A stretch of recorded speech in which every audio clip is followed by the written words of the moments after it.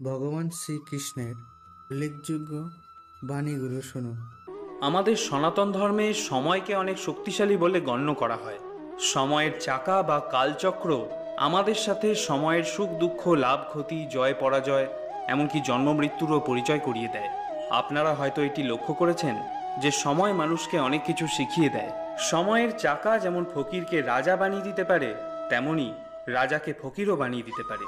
আর এটা মানা হয় যে সময়ের জন্য কোনো মানুষের জীবনে যেমন সুখ আসে, সেরকম দুঃখও আসে। কিন্তু আপনি কি এটা ভেবে দেখেছেন যে আপনার জীবনে যদি কখনো ভালো সময় আসে, তাহলে সেটা আপনি আগে থেকে কিভাবে জানতে পারবেন? বন্ধুরা, আজকের এই গুরুত্বপূর্ণ ভিডিওতে আমি এই বিষয় নিয়েই আপনাদের সাথে আলোচনা করব যে মানুষের জীবনে যদি কখনো শুভ সময় আসে, তাহলে ভগবান আমাদের কিভাবে সংকেত দিয়ে থাকেন। যদি আপনি আমার চ্যানেলে নতুন হন, তাহলে সাবস্ক্রাইব করতে ভুলবেন না। আর ভিডিওটি যদি আপনাদের ভালো লেগে থাকে, তাহলে ভিডিও শেষে একটি লাইক করতেও ভুলবেন না। তাহলে চলুন দেরি না করে জেনে নেওয়া যাক ভালো সময় আসার আগে ভগবান আমাদের কিভাবে সংকেত দিয়ে থাকেন। এই বিষয়টি নিয়ে ভগবান শ্রীকৃষ্ণ স্বয়ং নারদ মুনিকে বিস্তারিতভাবে জানিয়েছিলেন। হিন্দু পুরাণ গাথা অনুসারে একবার নারদ মুনি ভগবান শ্রীকৃষ্ণের সাথে দেখা করেন এবং তাকে জিজ্ঞাসা করেন, হে পরমেশ্বর, মানুষ কি করে তার আগামী দিনের আসা ভালো সময় সম্পর্কে আগে থেকে জানতে পারবে, তা কৃপা করে আমাকে বলুন। তখন উত্তরে পরমেশ্বর ভগবান বললেন, হে মুনিবর নারদ, আমি আমার ভক্তদের ভালো সময় আসার পূর্বে কিছু সংকেত দেওয়ার জন্য পশু পাখি, ছোট বাচ্চা এবং আমার ভক্তদের দ্বারা কিছু সংকেত দেওয়ার চেষ্টা করি, যা জ্ঞানী ব্যক্তিরা খুব সহজেই বুঝতে পারেন। কিন্তু যারা অজ্ঞানী মানুষ হন, তারা এই সংকেতগুলো বুঝে উঠতে পারেন না। ভগবান শ্রীকৃষ্ণ নারদ মুনিকে এও বলেন যে এই সংকেতগুলোর মধ্যে কোনো একটি সংকেতও যদি কোনো মানুষ তার জীবনে পেয়ে থাকেন, তার অর্থ এটাই যে সেই মানুষ তার ভালো সময়ের খুব নিকটেই রয়েছে। এই সংকেতগুলির মধ্যে প্রথমটি হলো ব্রহ্ম মুহূর্তে ঘুম ভেঙে যাওয়া। যদি কোনো মানুষের ঘুম ভোরবেলা 3টে থেকে 5টার মধ্যে ভেঙে যায় এবং সে অজান্তেই ভগবানের নাম করতে শুরু করে, তাহলে এটা নিশ্চিত রূপে একটা সংকেত যে ভগবান তার সহায় হয়েছেন এবং তার খুব ভালো সময় আসতে চলেছে। যদি আপনারও ঘুম এই ব্রহ্ম মুহূর্তে ভেঙে যায় এবং যদি আপনার সেই সময় মনে হয় যে কেউ আপনাকে নতুন দিশা দেখানোর চেষ্টা করছে, তাহলে নিশ্চিত রূপে আপনি বুঝে নেবেন যে ভগবান আপনাকে সংকেত দিচ্ছেন যে আপনার ভালো সময় খুব নিকটেই রয়েছে। আপনার ভাগ্যের চাকাও হয়তো ঘুরতে চলেছে এবং সফলতার নতুন নতুন রাস্তাও বের হতে চলেছে।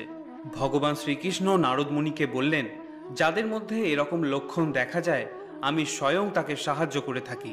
তো বন্ধুরা, যদি আপনাদের মধ্যেও এরকম লক্ষণ দেখা যায় এবং নিজের মধ্যে একটা পরিবর্তন লক্ষ্য করতে পারেন, তাহলে নিশ্চিত রূপে আপনি জানবেন যে ভগবান আপনাকে এই সংকেত দিচ্ছেন যে আপনার ভালো সময় খুব নিকটেই রয়েছে।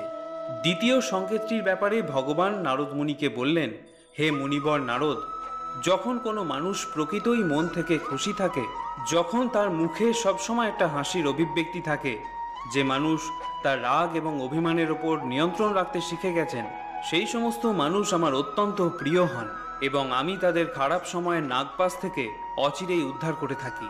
এই ধরনের মানুষ যখন কোনো বিষয় নিয়ে খুব ভাবেন, তার ভাবনার থেকে অনেক বেশি কিছু তিনি বাস্তব জীবনে লাভ করে থাকেন। বন্ধুরা, আপনারা নিশ্চয়ই শুনেছেন, প্রসন্নচিত্ত মানুষের মনে সর্বদা ভগবান বাস করেন। অর্থাৎ যার মন সর্বদাই আনন্দময়, তার মধ্যেই ভগবান বসবাস করেন। যে ব্যক্তির নিজেকে নিয়ে কোনো অভিযোগ নেই, ভগবান তাকে যা দিয়েছেন সেটা নিয়েই তিনি সন্তুষ্ট চিত্তে থাকেন, সেই ব্যক্তি ভগবানের কাছে কিছু না চাইলেও ভগবান তাকে অনেক কিছুই দিয়ে থাকেন। নির্লোভ এবং সদাহাস্যময় আত্মার মধ্যেই আমি বাস করি, একথা ভগবান শ্রীকৃষ্ণ স্বয়ং বলেছেন। তৃতীয় যে সংকেতটির কথা ভগবান শ্রীকৃষ্ণ নারদ মুনিকে বললেন, সেই সংকেতটি আপনাদের মধ্যে অনেকেই কখনো না কখনো অবশ্যই পেয়েছেন। এই সংকেতটি আমরা বিভিন্ন পশু বা পাখির মাধ্যমে পেয়ে থাকি। যখন কোনো গৃহস্থের বাড়ির সামনে কোনো গরু বা গোমাতা খাবারের অপেক্ষায় দাঁড়িয়ে থাকে, অথবা কোনো শাখামৃগ বা হনুমান কোনো গৃহস্থের বাড়ি থেকে খাদ্যদ্রব্য নিয়ে চলে যায়, বা হয়তো কোনো পাখি এসে গৃহস্থের বাড়িতে নিজের বাসা তৈরি করে, বা হয়তো কোনো বিড়াল বা কুকুর গৃহস্থের বাড়িতে তার সন্তান প্রসব করে, তাহলে সেই ব্যক্তি বুঝে নেবেন তার সামনে আগত সময় তার পক্ষে অত্যন্ত শুভকারী এবং মঙ্গলজনক। সে আগের থেকে অনেক বেশি উন্নতি করার দিশা পাবে এবং নিজের জীবনকে সাফল্যমণ্ডিত করতে পারবে। সেই ব্যক্তি জীবনে আরও উচ্চতর অবস্থায় পৌঁছানোর অবকাশ পাবে। বন্ধুরা, এবার আমি আপনাদের বলবো চতুর্থ সংকেতের ব্যাপারে। আপনারা নিশ্চয়ই জানেন ছোট্ট বাচ্চার মধ্যে ভগবান স্বয়ং বাস করেন। যদি দেখেন যে ছোট ছোট বাচ্চারা আপনার বাড়িতে নিজে থেকেই খেলতে আসে বা কোনো ছোট্ট শিশু আপনার দিকে তাকিয়ে নিজে থেকেই বারবার হাসে, তাহলে এগুলোকে ভগবানের দেওয়া বিশেষ সংকেত বলে মনে করা হয়। কারণ আপনি লক্ষ্য করে দেখবেন সব গৃহস্থ বাড়িতে কিন্তু এই জিনিসগুলি ঘটে না, কারণ ভগবান শুধুমাত্র সৌভাগ্যবানদেরই এই সংকেতগুলো দিয়ে থাকেন। আপনারা নিশ্চয়ই জানেন ভগবান শ্রীকৃষ্ণ নিষ্পাপ শিশুদের আত্মায় বাস করেন। তাই যদি ছোট বাচ্চারা আপনার বাড়িতে খেলতে আসে তাহলে তাদের সাথে আপনার সময়টা উপভোগ করুন। কে বলতে পারে হয়তো আপনার আগত সময় তাদের মতোই হাসি খুশি এবং প্রাণোজ্জ্বল হয়ে যেতে পারে। বন্ধুরা, আপনারা হয়তো সবাই জানেন যে ছোট বাচ্চারা ভগবানের রূপ হয়, তাই তো তাদের দেখে আমাদের এতটা আনন্দ হয়। ভগবান শ্রীকৃষ্ণ পঞ্চম সংকেতের ব্যাপারে নারদ মুনিকে বললেন, যে ব্যক্তি তার আয় ব্যয়ের মধ্যে সামঞ্জস্য রক্ষা করতে পারে, আমি সেই ব্যক্তিকে ধনপ্রাপ্তির নতুন নতুন পন্থা দিয়ে থাকি। সেই পন্থাগুলি অবলম্বন করে সেই ব্যক্তি সামাজিকভাবে এবং অর্থনৈতিকভাবে আরও উন্নত হয় এবং সেই সময় থেকে লক্ষ্মী দেবী স্বয়ং তার গৃহে অধিষ্ঠান করতে শুরু করেন।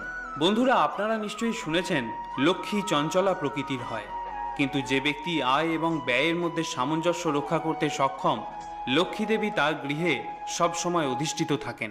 তো বন্ধুরা, আপনিও যদি আয় ও ব্যয়ের মধ্যে হিসেব করে চলতে পারেন তাহলে আপনি নিজেকে উন্নত করার সংকেত ভগবানের কাছ থেকে ঠিকই পাবেন।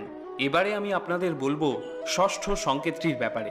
বন্ধুরা, আপনার কি কখনো এরকম অনুভূতি হয়েছে যে আপনি পুজোর থালা হাতে নিয়ে এক মনে পুজো করছেন আর কিছুক্ষণ পর আপনার মনে হলো যে ভগবান যেন আপনার দিকেই তাকিয়ে আছেন এবং মৃদু মৃদু হাসছেন, অথবা কিছু সময় পরে তার বাড়িতে নতুন অতিথির আগমন হয়, তাহলে সেই ব্যক্তির বুঝে নেওয়া উচিত যে তার আগত সময় অত্যন্ত মঙ্গলকারী এবং শুভ হতে চলেছে।